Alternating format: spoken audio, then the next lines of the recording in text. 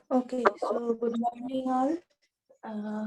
In today's lecture, we will discuss about different relational algebra. So first of all, हमने selection and projection का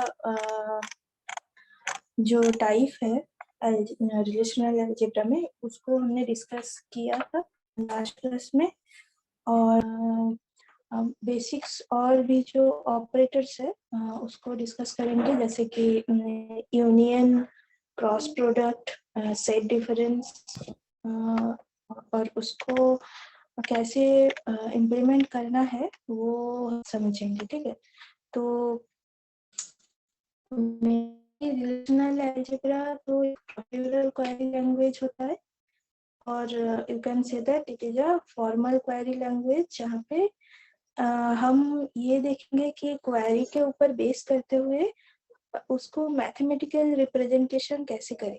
ठीक ना, तो projection में जैसे हमने क्या किया था कि अगर वहाँ पे क्या हो रहा था कि कॉलम वाइज अगर कोई भी वैल्यू को रिट्रीव करना है, जैसे अगर एक स्टूडेंट डेटाबेस है, वहाँ से हमको रोल नंबर को रिट्रीव करना है या फिर नेम को रिट्रीव करना है, तो हम कॉलम वाइज उसको कैसे रिट्रीव करेंगे, उसके डेटा को कैसे कलेक्ट करेंगे, वो प्रोजेक्शन में होता था। ठीक है, तो प्रोजेक्शन बेसिकली आपका एट्रीब्यूट्स के ऊपर काम कर रहा था। और सिलेक्शन में हमने क्या देखा, सिलेक्शन वहाँ पे होता है जहाँ पे आपका रोज के ऊपर बात हो। ठीक है, तो मतलब selection always work on a rows, और you can say that selection में वर्क ऑन टपल्स।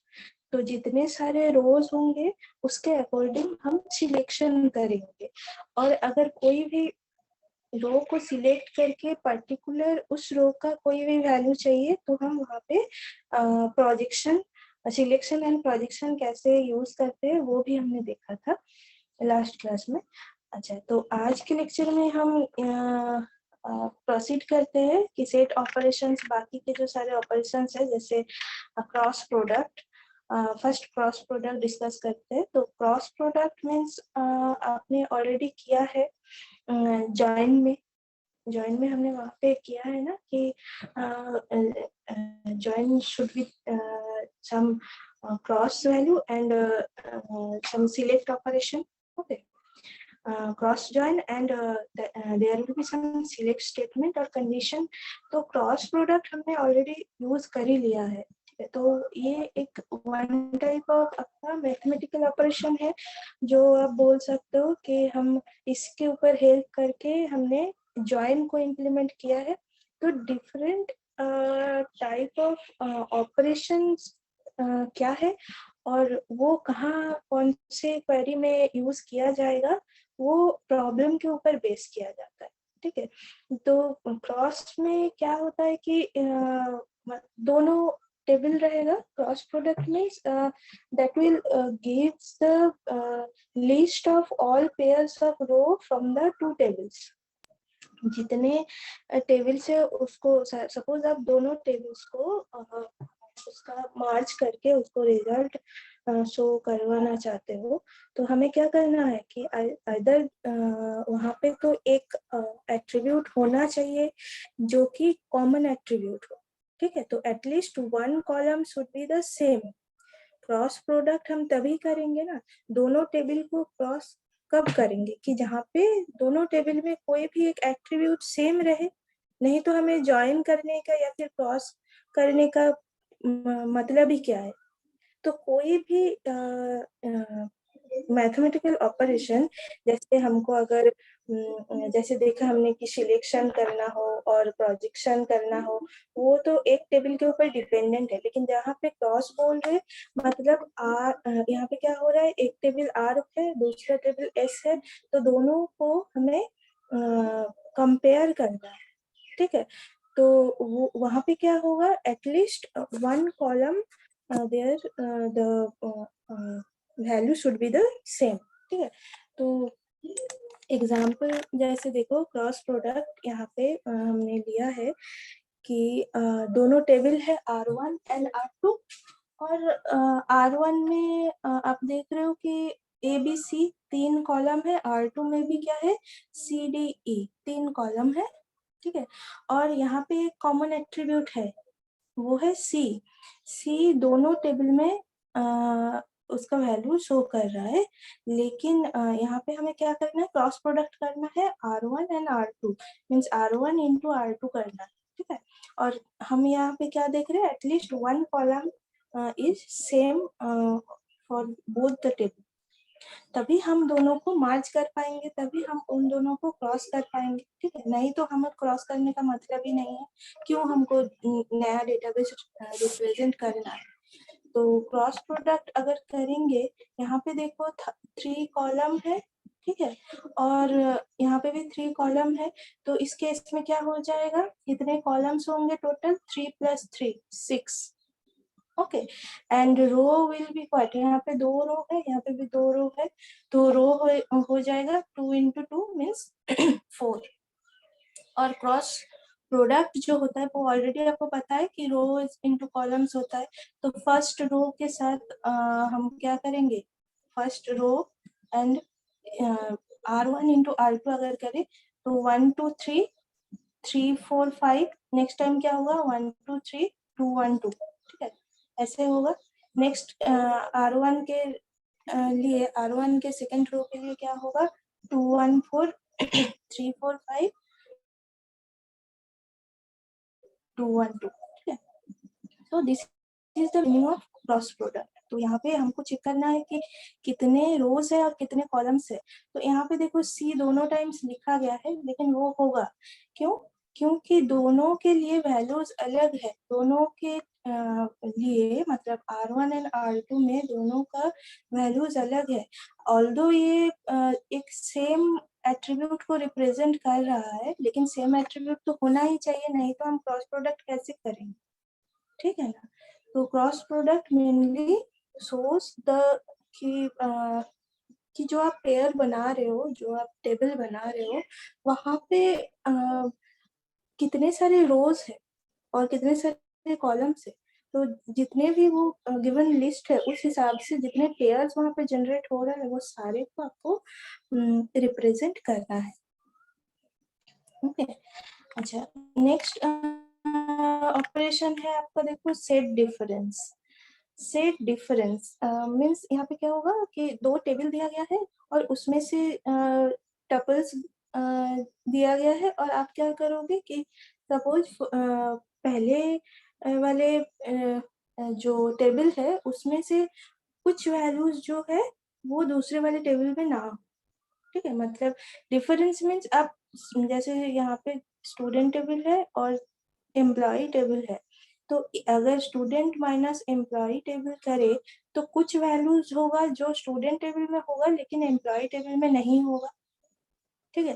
तो set difference means suppose set A and set B, तो उसका डिफरेंस अगर निकालेंगे तो ए होगा बट नॉट बी, ठीक है। तो उसको हम एक्सप्लेन ऐसे कर सकते हैं कि ए अगर a माइनस बी हो तो that will be equals to a but not b, और a is intersection b not, ठीक है।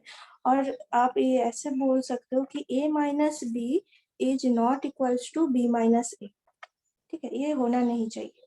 और कंडीशन क्या होगा कि number of column must be same in the number.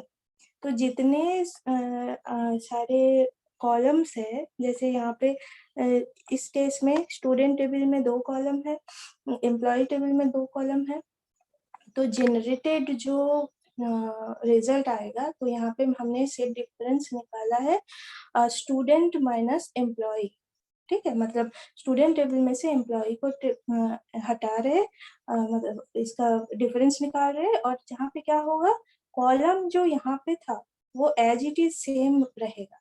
तो number of column must be same in number, ठीक है। मीन्स जो जनरेटेड टेबल होगा वहाँ पे कॉलम नंबर सेम रहेगा, and domain of every column must be the same. Domain means जैसे कि यहाँ पे देखो रोल नंबर, तो रोल नंबर 1 2 3 है, तो यहाँ पे आप कोई भी यहाँ पे जैसे न्यूमेरिकल है तो ये न्यूमेरिकल एज इट इज रहेगा, यहाँ पे कोई कैरेक्टर या फिर और कुछ वैल्यू तो नहीं आ सकता ना, मतलब डोमेन जो कैलकुलेट कर रहा है वो डोमेन हर एक जगह सेम ही रहेगा, जैसे प्रीवियस था वो जनरेट होके भी वैसा ही रहेगा। ऐसा नहीं होगा कि नेम की जगह आपने यहाँ पे 1 2 3 लिख दिया। ठीक है, तो ये मतलब ये दो कंडीशन को चेक करते हुए हमें सेट ऑपरेशन फाइंड आउट करना है। तो सेट डिफरेंस का मतलब क्या है, जैसे समझो कि a माइनस बी, सपोज कि एक सेट है S1 एंड एक सेट है S2। ठीक है, तो S1 में वैल्यूज है 1 2 3 एंड S2 में वैल्यूज है 3 एंड 4। ठीक है, अच्छा तो S1 माइनस S2 अगर करे तो उस केस में क्या हो जाएगा, अगर इस प्रोसीड्यूर को फॉलो करते हैं तो S1 में क्या था 1 2 3, S2 में है 3 4, S1 माइनस S2 कर रहे हैं तो क्या हो जाएगा, S2 उसमें से माइनस हो जाएगा। S2 में क्या कॉमन वैल्यू था जो S1 में था, वो था 3। ठीक है, तो S1 में से 1 2 3 माइनस S2 का 3 3 4 तो यहाँ पे कैलकुलेट ही नहीं होगा, तो माइनस अगर 3 कर दे तो वैल्यू रह जाता है S1 minus S2 is equals to 1 and 2। Okay, similarly अगर करे कि S2 माइनस S1 करे तो उस केस में क्या हो जाएगा कि 3 4 तो S2 में था माइनस S1 में 1 2 3 था, तो 3 4 में से 1 2 3 1 2 तो कैलकुलेट ही नहीं होगा, 3 अगर माइनस करे तो रह जाता है 4। तो वही चीज यहाँ पे बोल रहे कि देखो S1 माइनस S2 1 2 आ रहा था, S2 माइनस S1 में 4 आ रहा है, तो वो तो इक्वल नहीं होगा ना। इसीलिए मैंने यहाँ पे क्या किया है, a minus B is not equals to B minus A. तो सेट डिफरेंस यहाँ पे जो मैंने अभी तक कहा कि यहाँ पे a का वैल्यू सपोज 1 2 3 है। ठीक है, 1 2 3 3 दिया गया है, b का वैल्यू है सपोज 3 4। तो a माइनस बी अगर करेंगे तो क्या होगा, 1 एंड 2 ही आएगा, क्योंकि a से हम b को माइनस कर दे, b में क्या था 3 एंड 4 था। ठीक है, सिर्फ 3 को ही हम माइनस कर सकते जो कि a में भी था 1 2 3, तो a माइनस बी का वैल्यू क्या आ रहा है 1 एंड 2। सिमिलरली अगर आप b माइनस a करो तो क्या आ जाएगा, b का वैल्यू क्या था 3 एंड 4 एंड माइनस a करे तो 1 2 3, तो सिर्फ 3 को ही हम हटा सकते हैं, 1 2 तो कैलकुलेट ही नहीं होगा, और b माइनस a आ जा रहा है आपका 4। तो ये तो सेम नहीं हो रहा ना, a माइनस बी आ रहा था 1 2 एंड b माइनस a आ रहा है 4। तो इसीलिए सेट डिफरेंस कभी भी आप ये नहीं कर सकते हो कि a minus B is equals to b minus a, नहीं होगा। ठीक है, तो a minus B is not equals to b minus a।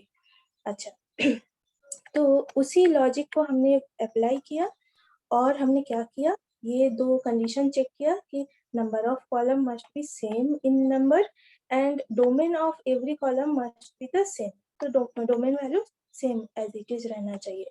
अच्छा, कॉलम तो सेम है, रोल नंबर एंड नेम।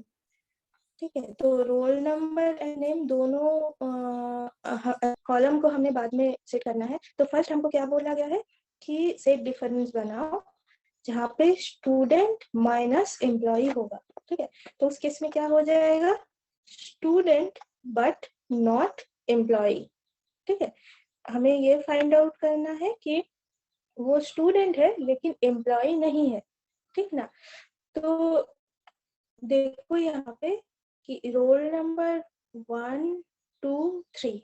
ठीक है, तो यहाँ पे एक तो कॉमन क्या हो रहा है, रोल नंबर 1 जिसका नाम है ए, और वो यहाँ पे शो कर रहा है रोल नंबर एम्प्लॉय नंबर 1 जिसका नाम है ए। तो roll number 1 and employee number 1 वो कौन है, ए है, तो ये वाला वैल्यू हमको नहीं चाहिए। क्यों, क्योंकि हम स्टूडेंट में से एम्प्लॉय को माइनस कर रहे, तो रह जाता है बचा कौन सा कि 2b एंड 3c, जो क्या रिप्रेजेंट करता है कि रोल नंबर एंड नेम को। समझ रहे हो ना, हम ये कर रहे कि स्टूडेंट में से एम्प्लॉय निकाल रहे, मतलब student but not employee. Okay, जैसे यहाँ पे हो रहा था a minus B which will be A but not B. तो इस केस में स्टूडेंट है रोल नंबर 2 एंड 3 जिसका नाम है B एंड C, बट ये लोग एम्प्लॉय नहीं है, लेकिन रोल नंबर 1 जो है जिसका नाम A है वो स्टूडेंट भी है एंड एम्प्लॉय भी है। तो इस वाले कंडीशन को हमें यहाँ पे नहीं चाहिए, इसको हमें आउट करना है, ठीक है। तो अगर आपको ऐसा प्रॉब्लम दे इस केस में, क्वेरी ऐसा फाइंड करना हो कि find the name of a person who is a student but not employ, तो सिर्फ अगर नेम आपको फाइंड करना है यूजिंग क्वेरी, तो आप क्या करोगे? Find the name of a person who is student but not the employee. तो आपको सिर्फ यहाँ पे नेम चाहिए, नेम चाहिए। तो हम क्या करेंगे कि प्रोजेक्शन लेंगे, ठीक ना। तो प्रोजेक्शन नेम ऑफ स्टूडेंट, मतलब स्टूडेंट लिया, यहाँ पे पाई लिखा और नेम लिखा, ठीक है। तो pi name student minus pi name employ, ठीक है। तो हम प्रॉब्लम क्या था? Find the name of a person, तो सिर्फ नेम के ऊपर प्रोजेक्शन लगाना है। Name of a person who is student but not employ.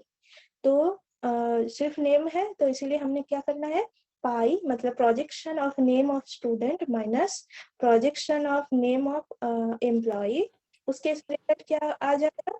यही आएगा कि नेम ऑफ, ये वाला ब्लॉक आएगा लेकिन यहाँ से ए हट जाएगा, समझ रहे हो ना, क्योंकि ए जो है वो स्टूडेंट भी है एंड एम्प्लॉय भी है, ठीक है। अगर वैसा क्वेरी आ जाए इन दोनों टेबल में से, तो आप क्या कर सकते हो कि प्रोजेक्शन यूज करके आप नेम फाइंड आउट कर सकते हो जो कि स्टूडेंट है लेकिन एम्प्लॉय नहीं है।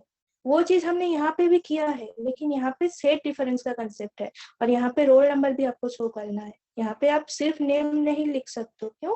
क्योंकि कंडीशन ही यही है कि number of column must be same in a number and domain of every column must be the same. तो सेट डिफरेंस यही बोलता है कि जो सेट गिवन है उसके अकॉर्डिंग आप उसको कैसे इम्प्लीमेंट करो। लेकिन इन दोनों टेबल को लेके अगर कोई और एक प्रॉब्लम दिया जाए, उस केस में आप कैसे उसको यूटिलाइज करोगे, कौन सा रिलेशनल अलजेब्रा का यूज करोगे, वो आपको समझना है, ठीक है ना। यहाँ तक किसी को कोई प्रॉब्लम है? अच्छा अच्छा, नेक्स्ट देखते हैं हम लोग यूनियन। तो यूनियन तो ऑलरेडी आप लोगों को पता ही है। यूनियन मीन्स जहाँ पे क्या होता है कि कंबाइन होता है, जितने भी रोज है उसको हम कैलकुलेट करते हैं, मतलब combine all the rows from the given two tables, जितने भी रो है सारे को कंबाइन करेंगे।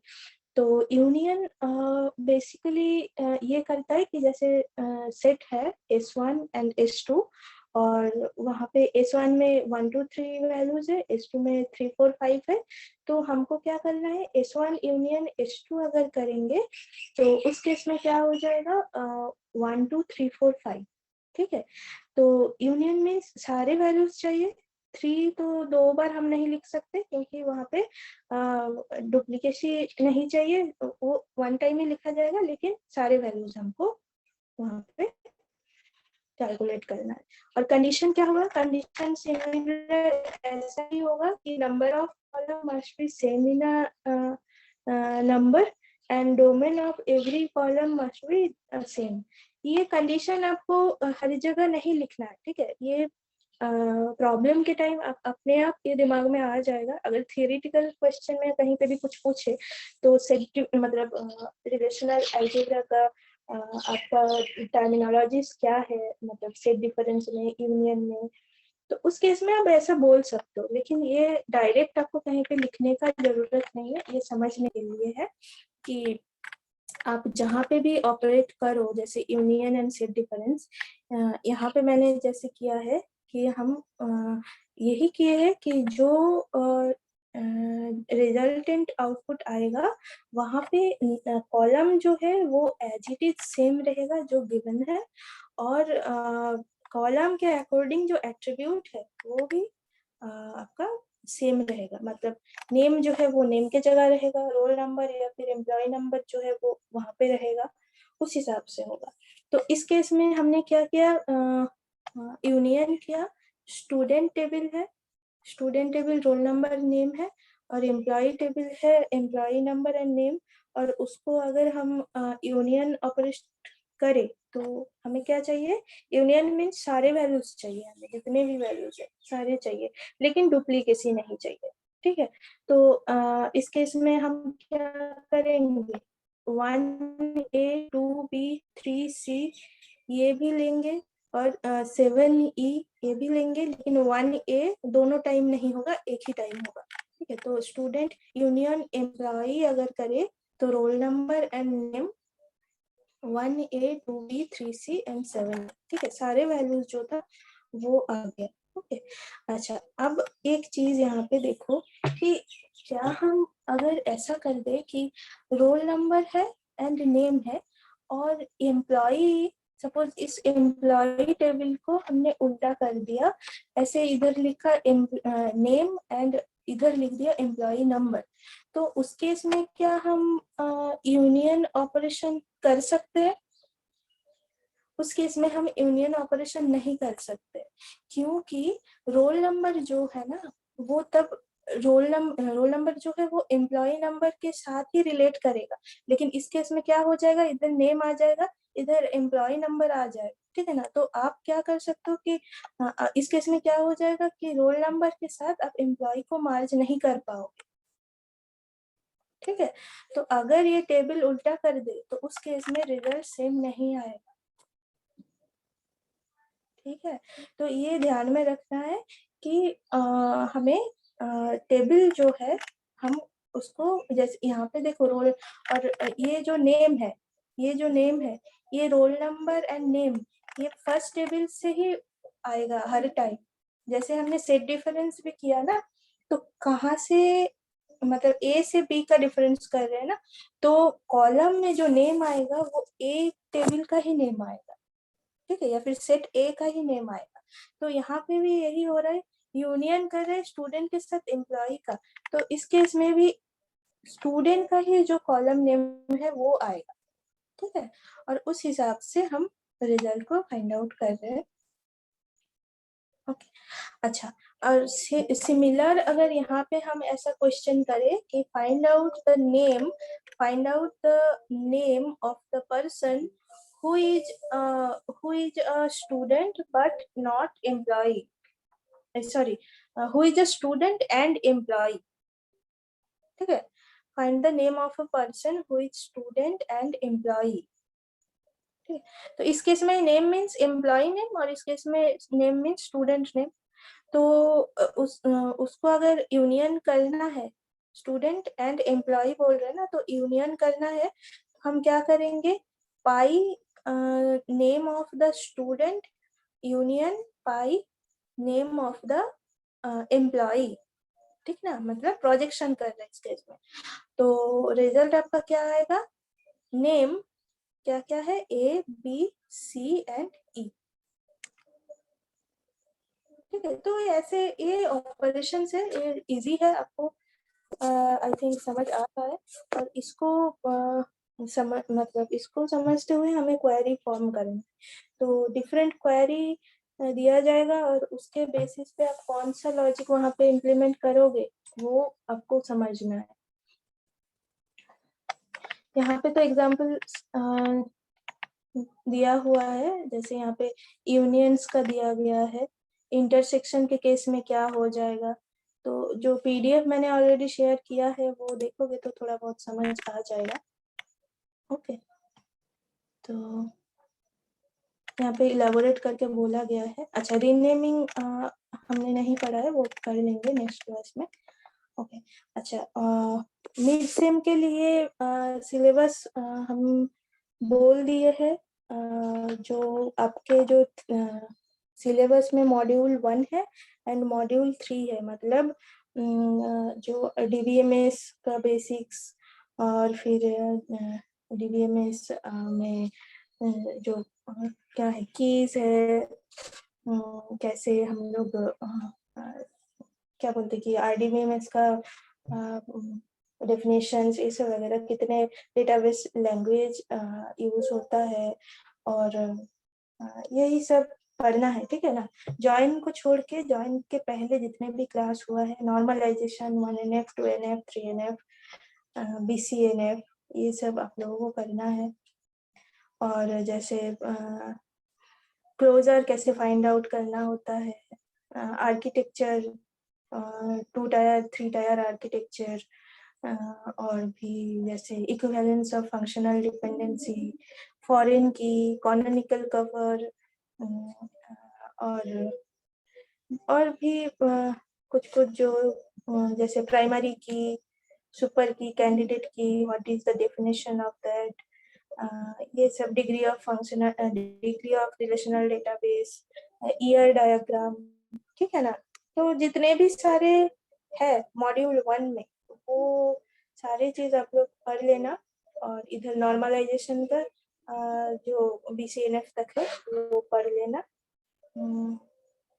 मिड सेम के लिए उतना ही ठीक है, बहुत ज्यादा सिलेबस है, लेकिन न्यूमेरिकल्स हम नहीं देंगे उतना, मतलब देंगे कुछ देंगे, ज्यादा बड़ा कुछ नहीं देंगे, लेकिन शॉर्ट आंसर टाइप के अकॉर्डिंग देंगे हम।